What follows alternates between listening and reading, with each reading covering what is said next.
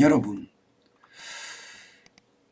요즘 미국 시장을 보고 있으면요, 물가보다는 경기다, 이런 생각을 지울 수가 없어요. 이 물가보다 경기다 이러면 경기가 좋아진다는 것에 따라서 물가가 오르든 말든 주가는 올라간다는 뜻이거든요. 실제입니다. 어제도 S&P 500 지수가 굉장히 많이 올랐잖아요. 오늘도 0.83%나 올랐습니다. 예, 이게 오르는 속도가 진짜 장난 아닙니다. 대형주 중심이 S&P 500 지수거든요. 0.83이 올랐고요. 34.13이 올라서 4169.48을 기록하고 있습니다. 그런데 물가는 장난 아니었거든요. 지금 보시는 것처럼 예, 미국의 개인 소비 지출 물가 지수 3월 달에 4.2를 기록했습니다. 2월 달에 5.1보다는 굉장히 낮은 수치긴 해요. 0.9%포인트가 떨어진 수치 맞습니다. 예, 그런데 여러분, 우리가 여기서 잘 봐야 될 게 있습니다. 뭘 잘 봐야 되나 하면 2022년 3월에는요 물가가 적어도 말입니다. 예, 4.2보다 월등하게 높았습니다. 2022년 1월에 5.0%였으니까 지금 3월이면 적어도 말입니다. 5% 이상이었습니다. 그러면 작년에 5% 올랐습니다. 여기에다가 원래 4.2% 더 오른 거예요. 이게 작년에 많이 올란 데다가 또 오른 거기 때문에 이게 물가가 안 올랐다고 이야기할 수가 없어요. 굉장히 많이 오른 겁니다. 4.2라고 하더라도요. 그래서 지표를 볼 때는요, 반드시 전월 대비 얼마나 올랐느냐 혹은 근원 소비자 물가는 어떻게 올랐느냐 이것을 볼 필요가 있거든요. 실제 말입니다. 예, 전월 대비해 보면 이 개인 소비 지출 물가는요 많이 올랐습니다. 0.3%포인트나 올랐습니다. 전월 대비해서. 그러니까 2월 대비해 보면 예, 0.3%포인트가 3월에 올랐다는 이야기고요. 5.1%에서 4.9%, 4.2%로 떨어졌다는 이야기는 전년 대비해서 전년 대비입니다. 전년 대비해서 5.1%에 4.2%가 떨어졌다 이렇게 이야기할 수가 있거든요. 그런데 여러분, 이게 결국은 물가가 굉장히 높다는 뜻이에요. 지금 2020년 5월만 하더라도 0.5%의 개인 소비 지출 물가가 예, 6.8%까지 올라갔었으니까 굉장히 많이 올라갔었습니다. 문제는 여러분, 전월 대비해서 소비자 물가가 안 떨어지는 것은 결국 말입니다. 근원 소비자 물가라고 이야기하는 예, 어떤 물가는 계속 올라간다는 뜻입니다. 여러분 보세요. 지금 예, 근원 소비자 물가, 아니 근원 개인 소비 지출 물가는요. 지금 보시다시피 4.6을 기록하고 있습니다. 이게 근원 소비 PC 물가는요. 예, 기본적으로는 농산물, 계절성이 있는 것은 제외하고요. 또 일시성이 있는 거, 이게 유가 같은 건 제외합니다.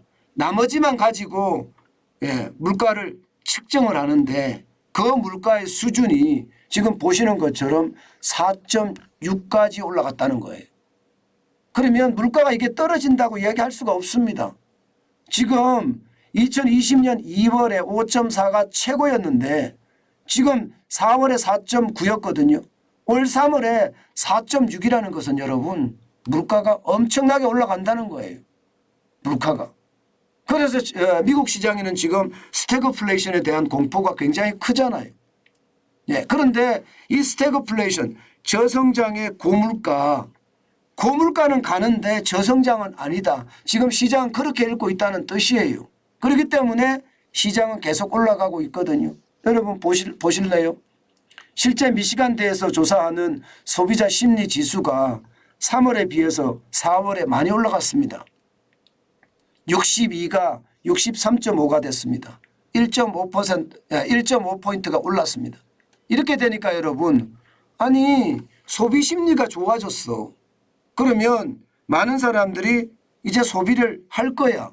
미국 시장은 소비가 차지하는 비중, 경제 성장에서 소비가 차지하는 비중이 거의 70% 가까이 되니까 소비만 오른다면 경제는 성장할 수 있는 거야. 뭐 이렇게 이야기할 수가 있는 거죠. 그렇기 때문에 물가가 올라가든 말든 소비 심리가 좋아지니까 시장은 너도 나도 주식을 사자 이렇게 지금 가고 있다는 이야기가 되는 거거든요. 저는 시장이 좀 굉장히 혼란스럽다 생각이 들어요. 오늘 시장에서 보면 퍼스트 리퍼블릭 뱅크 있잖아요. 여기 주식은 거의 휴지가 됐습니다. 휴지. 얼마까지 빠졌느냐 하면 말입니다. 3.51달러까지 빠졌습니다. 이게 2월 2일만 하더라도 147달러였거든요. 147달러가 3.51달러가 됐으면 주식이 휴지 조각이 된 거 맞지요. 그만큼 말입니다. 아직도 미국 시장에는 은행의 위기가 작동되고 있단 말입니다. 게다가 지방 중소은행으로 뱅크런의 현상이 있습니다. 그런데도 불구하고 시장은요, 이 사실을 무시한다는 겁니다. 소비자 심리지수가 좋아졌다고 해서 시장이 올라간다는 건 이게 저는 왜곡도 굉장히 많이 왜곡이 돼 있다. 결국 말입니다. 유동성이 시장을 계속 장악하는구나. 그렇게 생각할 수밖에 없는 지표라고 저는 보입니다. 실제 다우산업지수도 0.8 어제도 올랐는데 오늘도 올랐죠. 272가 올라서 34,000을 넘어섰습니다. 34,098.16을 기록을 했고요. 마찬가지로 나스닥도요. 0.69가 올라서 84.34가 올랐습니다. 12,226.58을 기록을 했습니다. 시장 자체는 진짜 이 심리에 굉장히 많이 좌우되고 유동성 장세가 시장을 좌우한다. 이렇게 이야기할 수가 있겠죠. 그렇지만 금리에 대한 문제는 또 다른 문제입니다. 소비자 심리 지수가 올라가고 물가가 안 떨어지잖아요. 이것은 결국 금리를 인상할 수밖에 없는 그런 사태를 맞을 거예요. 이제 5월 1일 2일이죠.